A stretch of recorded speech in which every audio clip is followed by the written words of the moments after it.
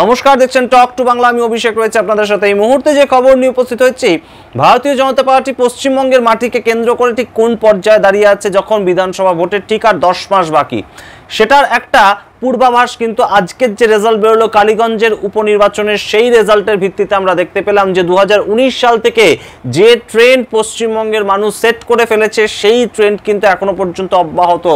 সংখ্যালঘু অধ্যুষিত এলাকা হলেও কালীগঞ্জ বিধানসভার উপনির্বাচনে আশিস ঘোষ মহাশয় বিজেপির প্রার্থী, তিনি কিন্তু দ্বিতীয় পজিশনে থাকলেন এবং বেশ ভালো ভোট পেয়ে কিন্তু তিনি থাকলেন। এবং তৃতীয় পজিশনে থাকলো কিন্তু বাম কংগ্রেস জোট প্রার্থী, যেটা কিন্তু আশা করা হয়েছিল যে বাম কংগ্রেস হয়তো সংখ্যালঘু অধ্যুষিত এলাকা বলে সেখানে দ্বিতীয় পজিশনে উঠে আসতে পারে। এবং সেই জায়গায় আমরা দেখলাম যে কোনোভাবেই কিন্তু সেটা হলো না।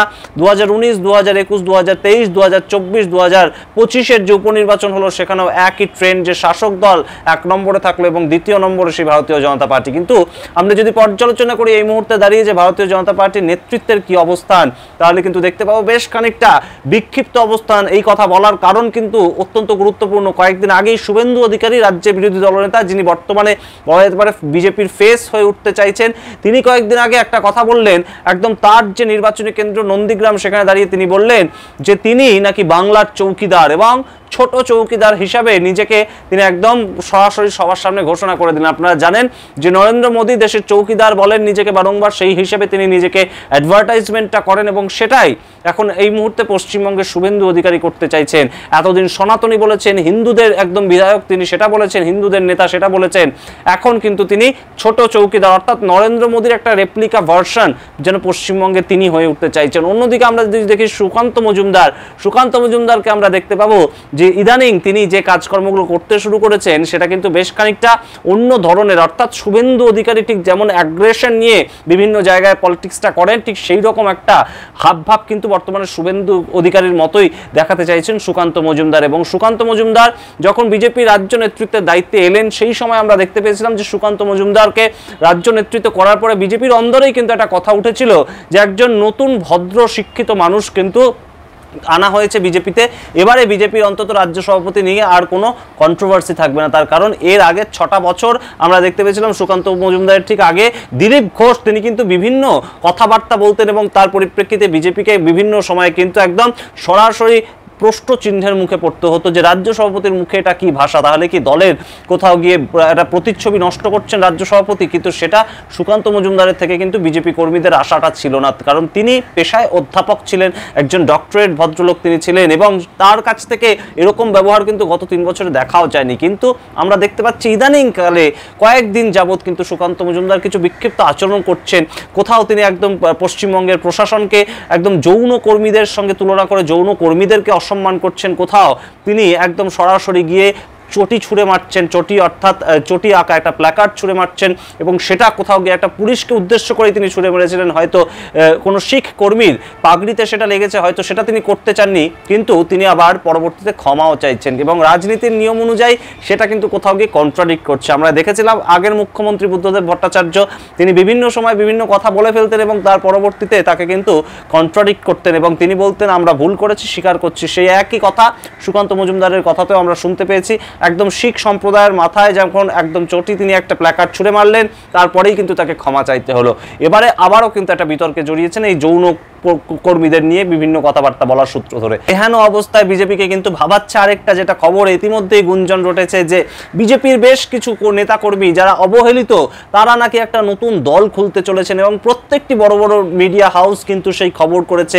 টক টু বাংলাও সেই খবর বহুদিন আগে আপনাদেরকে জানিয়েছে যে পশ্চিমবঙ্গ হিন্দু সেনা তেমন একটি দল খোলার একটা পরিকল্পনা করছেন বেশ কিছু বিজেপির নেতা কর্মীরা এবং তারা কিন্তু ইতিমধ্যে একটা গ্রাউন্ড লেভেলে বৈঠকও করে ফেলেছেন। এবং সেই জায়গা থেকে এই মুহূর্তে বিজেপিকে যখন মানুষ বেশ কিছুটা ভরসা করছে, দ্বিতীয় পজিশনে একদম অপোজিশনের জায়গায় রাখতে চাইছে, তখন কিন্তু ভারতীয় জনতা পার্টির এক একজন নেতার যে এক এক রকম ইচ্ছে, সেটা কিন্তু বেশ খানিকটা আটকাচ্ছে ভারতীয় জনতা পার্টির প্রসারকে কেন্দ্র করে।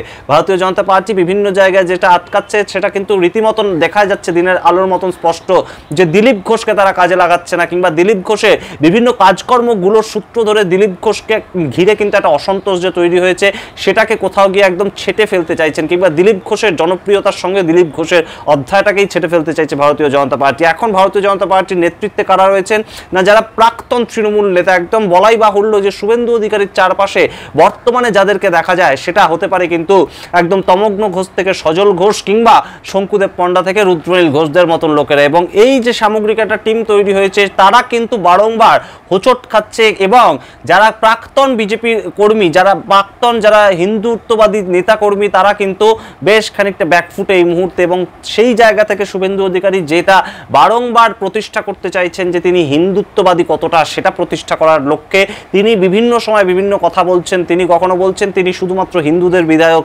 কখনো তিনি বলছেন যে পশ্চিমবঙ্গের নতুন সরকার তৈরি করতে হবে হিন্দুদেরকে বাঁচানোর স্বার্থে, এবং পশ্চিমবঙ্গে সম্পূর্ণভাবে 35% সংখ্যালঘুদের ভোট ছেড়ে দিয়ে তারা ভোটের লড়াইটা লড়তে নামছে। এবং সেই জায়গা থেকে 148টা আসন পাওয়া কিন্তু এই মুহূর্তে বেশ খানিকটা চাপের বিজেপির কাছে। এবং যেখানে বিজেপির নেতা এখনো পর্যন্ত কে হবেন সেটাই ঠিক করা যাচ্ছে না। শুভেন্দু অধিকারী বারংবার নিজেকে নেতৃত্ব স্থাপন করতে চাইলেও কিন্তু আমরা দেখতে পাচ্ছি যে রীতিমতন তার যে পাস্ট, তার যে পুরনো একটা রাজনৈতিক জীবন আছে দীর্ঘদিনের, 21 বছর তিনি তৃণমূল কংগ্রেসের সঙ্গে ছিলেন, সেটা কিন্তু এত সহজে মানুষের মন থেকে মুছে যাচ্ছে না। এবং গ্রামের মানুষদের কাছে বেশ খানিকটা হিন্দু প্রধান এরিয়া, সেই সমস্ত জায়গায় শুভেন্দু অধিকারী বেশ খানিকটা চর্চা হলেও শহুরে একদম রাজনীতি যে নিয়ে যারা প্রতিদিন চর্চা করেন তাদের কাছে শুভেন্দু অধিকারীর যে একদম ছবিটা, সেটা কিন্তু বেশ খানিকটা এখনো পুরনো শুভেন্দু অধিকারীর ছবিটা যেন ভেসে আসছে বারংবার। তিনি যতই হিন্দুত্ববাদকে একদম প্রতিষ্ঠা করার চেষ্টা করুন, তিনি যতই মোথাবাড়ি হোক, মুর্শিদাবাদ হোক, কিংবা মহেশতলা হোক, এই সমস্ত ইনস্ট্যান্সেসগুলো টেনে নিয়ে আসুন না কেন, কিংবা বাংলাদেশের ইনস্ট্যান্সেস টেনে নিয়ে আসুন না কেন, এখনো পর্যন্ত শুভেন্দু অধিকারীকে কিন্তু বারংবার শিকার হতে হচ্ছে সেই সমস্ত ছবির, সেই সমস্ত মিমের, যখন কিন্তু তিনি রীতিমতন তৃণমূল কংগ্রেসের হয়ে প্রচার করেছেন এবং বারংবার বলেছেন যে তৃণমূল কংগ্রেসকে এই রাজ্য থেকে সরানোর ক্ষমতা কারণ নেই, তার কারণ এত কাজ কেউ কোনোদিন করেনি। এবং সেই জায়গাগুলো কিন্তু এই মুহূর্তে এখনো পর্যন্ত কোনোভাবেই ডিলিট করা যাচ্ছে না সাধারণ মানুষের কাছ থেকে, সাধারণ মানুষের মাথা থেকে। এবং সেই জায়গাটা শুভেন্দু অধিকারী বারংবার যতই বলছেন যে এই মুহূর্তে পশ্চিমবঙ্গের হিন্দুদেরকে একতাবদ্ধ হতে হবে, ঐক্যবদ্ধ হয়ে হিন্দুদেরকে বিজেপির পক্ষে ভোট দিতে হবে, সেহেতু তিনি কিন্তু বারংবার বলছেন যে তিনি এই মুহূর্তে ছোট চৌকিদার, অর্থাৎ ছোট মোদি যদি ধরা হয় তাহলে যে জায়গাটায় সমস্যা তৈরি হচ্ছে সেটা কিন্তু নরেন্দ্র দামোদর দাস মোদির একটা বিশাল পলিটিক্যাল কেরিয়ার, এবং যেটা কিন্তু একদম সরাসরি হিন্দুত্ববাদী ভোট কিংবা হিন্দুত্ববাদের ওপর প্রতিষ্ঠা করেছিলেন তিনি। এবং সেটা কয়েক দশক ধরে সেই কেরিয়ারটা তিনি প্রতিষ্ঠা করেছিলেন। তারপর তিনি যখন নিজেকে হিন্দুদের নেতা বলেছিলেন, সেটা যতটা গ্রহণযোগ্যতা পেয়েছিল ততটা গ্রহণযোগ্যতাকে শুভেন্দু অধিকারী আদায় করতে পারবেন পশ্চিমবঙ্গে। তার কারণ কয়েকদিন আগে কিন্তু তিনি বারংবার যে কথাটা বলেছেন যে সাম্প্রদায়িক সম্প্রীতির মাধ্যমেই একদম সাধারণ মানুষের এগিয়ে নিয়ে যাওয়া, সাধারণ মানুষের বিকাশ করার জন্য তিনি তৃণমূল কংগ্রেস করেন,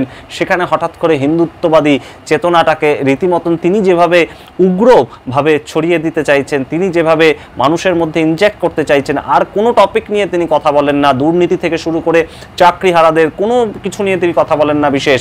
তিনি বারংবার যেটা অ্যাটাক করেন প্রত্যেকটা জনসভা থেকে, যেটা তার একদম রীতিমতন কর্তব্য যেটা তিনি হিসেবে ধরে নিয়েছেন, সেটা কিন্তু হিন্দুত্ববাদী চেতনা। এবং হিন্দুত্ববাদী নেতা হিসেবে শুভেন্দু অধিকারীর গ্রহণযোগ্যতা কতটা ঠিক বাড়ছে বা কতটা ঠিক কমছে আমরা জানি না। তবে বিজেপির প্রতি মানুষের কিন্তু একটা আশ্বাস তৈরি হয়েছে, ভোট বাক্সে আরও একবার সেটার প্রতিফলন দেখালো কালীগঞ্জ বিধানসভা, যেখানে কিন্তু রীতিমতন সংখ্যালঘু অধ্যুষিত এলাকা হলেও একটা এক্সপেকটেশন ছিল কংগ্রেস প্রার্থী যে সংখ্যালঘু ভোটের দৌলতে তারা হয়তো দ্বিতীয় পজিশনে উঠে আসবেন, সেটা কিন্তু হয়নি।